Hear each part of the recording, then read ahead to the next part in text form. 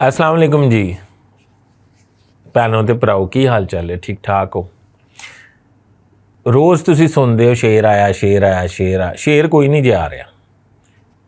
फैसला हो गया, शेर ने दुबई रहना जे या दुबईयों ही पलट जाएगा। इधर नूं कंडे ने उन्हें बाबा कोशिश की कि उन्होंने राहदारी जमानत मिल जाए या उन्हें प्रोटैक्शन बेल मिल जाए।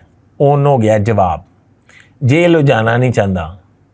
ठीक है जी, वो हुण इंतज़ार कर रहा है 16 सितंबर का उमर अता बंदयाल की रिटायरमेंट का। जो ही वो रिटायर होएगा शेर साहब वापस आ जाएंगे पाकिस्तान, वो प्रोटैक्शन बेल लैनगे, बेल लैके तो कंपेन शुरू कर देंगे।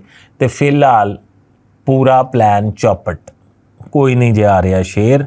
16 सितंबर तो बाद देखी जाएगी कि वो आ रहा कि नहीं। जो तुहानूं कहे कि वो आ रहा है, तुसीं उन्होंने कूड़ ही समझना। अपने होस्ट फैसले दी पार्टी इजाज़त दिओ। अल्लाह हाफिज़।